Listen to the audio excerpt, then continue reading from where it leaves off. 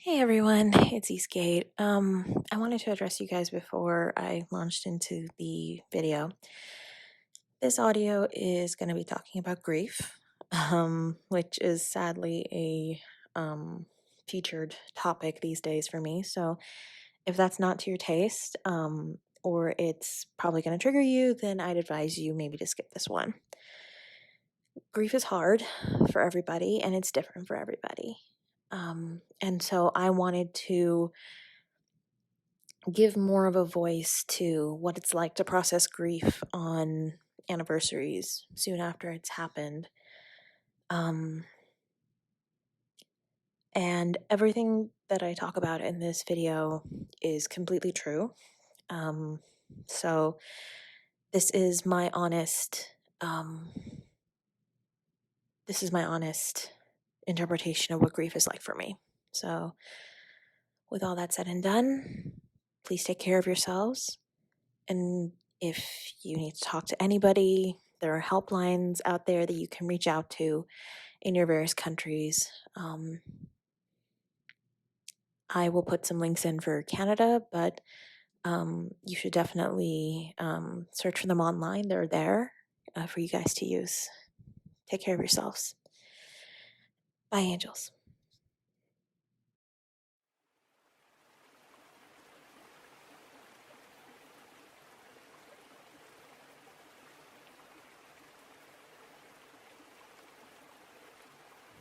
Hey, Papa. Well, I made it. I promised myself I'd come to the place where we scattered your ashes for your birthday. And here we are. I gotta tell you, we should have picked a way more convenient place to do this. Maybe where you don't have to wear hiking boots because sneakers are too slippery. But it is by the water, so I can't really complain. Bet you're wondering what I brought with me. So around my wrist here is a balloon. In a balloon. Yeah, the same balloons we had for your birthday last year. The ones I picked out with Mom. Blue and yellow with your name on them, and happy birthday, of course. You know, I just can't believe you never had balloons before. I mean, I believe you. Of course I do, but you didn't even have them as a kid? Jeez, Papa. Why didn't you ever tell us something so simple like that?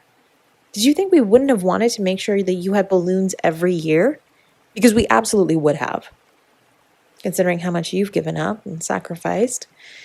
Balloons are such a minuscule way to say we love you. Oh, and this. It's a coconut walnut cake with lactose-free icing. Your favorite. And iced with your name and a happy birthday greeting, just like you used to do on my cakes when I was little. You always used to love decorating my birthday cakes after Mom made them. And I never got to do the same for you, so yeah.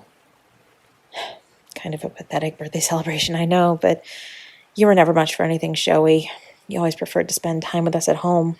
We've got a celebration happening tonight, but I needed this time with just you and me. Do you remember me telling you that I felt close to Dada here, even though he died when I was a baby? And you told me that he loved the ocean and the beach?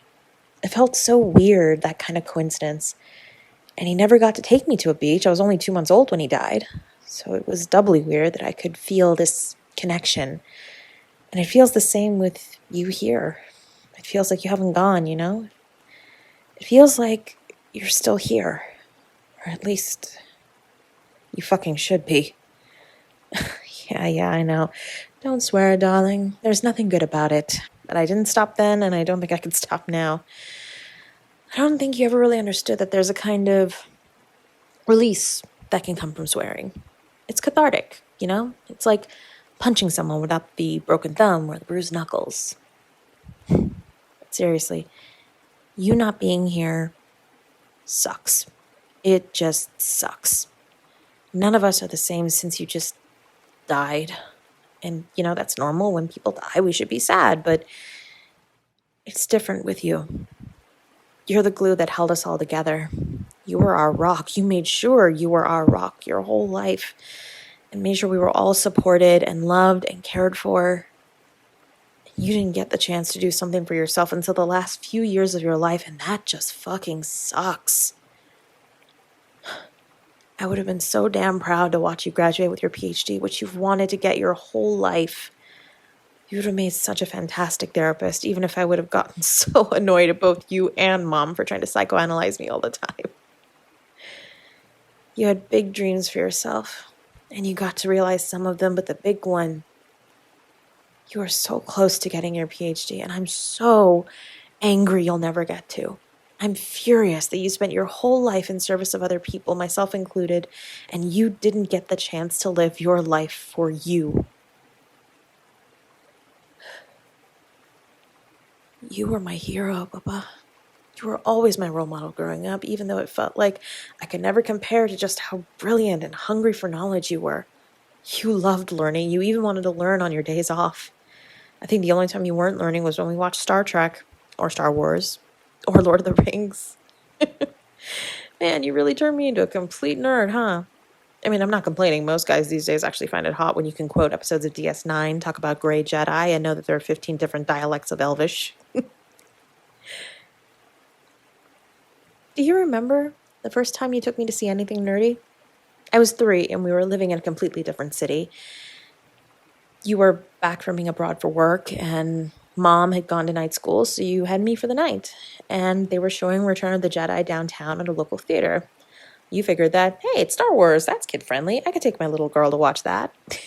Except you'd only seen that movie once, and you completely forgot that at the beginning of the movie, Princess Leia goes to rescue the love of her life, gets caught and enslaved, and then kills her own slave owner with the chains she was bound in. And you were shocked I became a feminist after that? Not with Carrie Fisher as my first feminist icon. So I have you to thank for that. You know, I don't really remember watching that movie for the first time. I mean, I was 3, and I'm in my 30s now. It was a long time ago. But I do remember when I was 17 and both of us had a rare Sunday off. I was always working on a coursework or exam prep around that time, and you used Sunday to catch up on work or sleep all day, which, fair enough, you worked 9 to 9 days for 5 days out of the week for years. But Mom went to the Munder at like 5 a.m. for prayers with my sibling, which left you and me at home to our own devices. And I suggested we watch Lord of the Rings. And we did. We spent the entire day on the couch watching the whole trilogy back to back, eating nothing but cornflakes and only stopping for bathroom breaks. I remember when Mom came home and found us still in our pajamas watching Return of the King at around 10 p.m. and was horrified because we'd eaten nothing but cereal and neither of us had showered.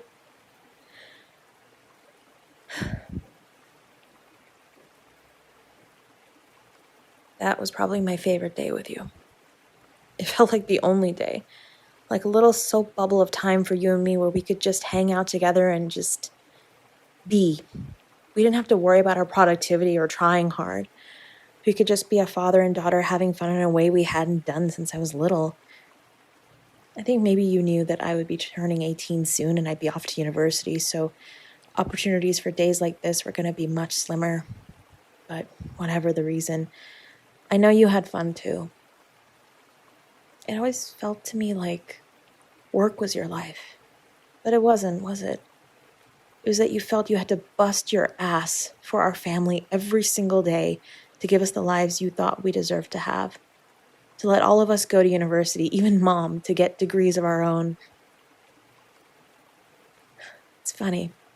You always hoped I'd be the first doctor in the family, but it was Mom. I think that's a much better story. That you hyped Mom up so much that she went and got the degree she always wanted to get.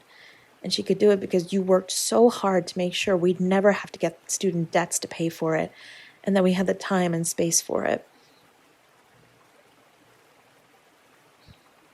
You know, no matter what dumb decisions I made in my life, I always had you. I knew I did, and maybe I took that for granted, you know? My dad's there. He's my safety net. Not anymore, though. It's felt like free falling. This last year, I never really came up with an analogy for it before, but it's felt like free falling every day without a net or a parachute. And it hurts every day. But you'd have been proud. The second I came home from the funeral, I got right back to work. I didn't take a sick day. I didn't take a mental health day. I just threw myself back into work like you did. I worked through my grief the way you did when your father died. Is it healthy? I don't really know. But it hurts to think about you, to miss you, to watch old home movies with you talking in them so I never forget your voice. Looking at your picture and being so fucking angry that I had to miss the funeral because of fucking COVID. 3 goddamn years I managed not to catch it, and then right when I needed to be there most, there I was in quarantine with the damn thing, having to watch over fucking Zoom. But, this is your birthday. So in the spirit of tradition, I wrote you a poem. Yeah, like I do every year.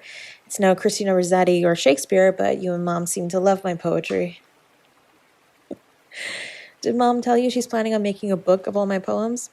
It's gonna be awful seeing all those silly poems about how much I love my parents. Well, at least they came from the heart. No one's gonna deny that. I thought I'd read this to you since, you're kind of over reading right now. Okay, here it goes. Though I'll never feel your arms around me again, or your voice in my ears, your memories flood every inch of my brain. So thank you for all of these years. Thank you for the lessons, the laughs, and the love. Thank you for understanding, support, and pride, for teaching me to appreciate sunshine and rain from above, and for always being my guide. I know it's short, and there's no rhyme scheme. Well, there's rhyme scheme, but there's no beat scheme, I guess, to speak of. But if I say much more in rhyme, I'm going to cry. Besides, I'll never top the eulogy. I made everyone in the room cry with that one. You always did love the way I wrote. I really fucking miss you. Nothing feels right. Frankly, everything feels all left. Like I've traveled to an alternate dimension where only one thing is different, and I'm the only one who could tell because the world kept spinning. The sunrise the day you died was so beautiful, I actually took a photo. I have it on my phone. I think you would have liked it. Not just because it was a stunning photo, but because it was something you told me about. You were always so worried about all of us. You wanted us to be independent so that if you died, we'd be okay. Well, it happened. And in terms of functioning, we are very okay. You told us what to do in case this happened. We were very well prepared, and all of us are gainfully employed and salaried and everything. So, yeah, we're okay. Sort of. But fuck. I can't believe it's almost been a whole fucking year since we lost you. How dare the world keep spinning? How dare life go on? How dare the universe take away one of the best people I have ever known before I was ready, before any of us were ready? How do I keep believing in a higher power when that higher power put me through the worst year of my life and cemented it by taking away the man who loved me the most in this life? Who was so excited to be a father to a baby girl, he was disappointed when everyone thought I was going to be a boy, and then defended a newborn me to everyone when they expressed their disappointment that I was a girl. You were supposed to be here. It isn't fair. I know I got more time with you than you got with your dad, but that doesn't make it fair. There's no comparison there, or there shouldn't be. I guess I'm not there yet, in terms of being okay. I'm trying to take it day by day. And I'm trying to live my life as authentically as possible without hurting anyone, and by always helping others. I think that's the best way to honor your memory. Anyways, I should probably go. Mom doesn't know I slipped off this early. She's gonna kill me when she realizes. Ooh, she's already mad. Yikes. I am out. Heading home now. Be back in an hour. Went to see Papa. Hopefully she gets it. I know it's daytime, but time doesn't really have a meaning anymore where you are, right? You're just a wave now. A wave returned to the ocean. You're everywhere now, since you're the ocean, so it counts. Good night, Papa. I love you. Sleep well.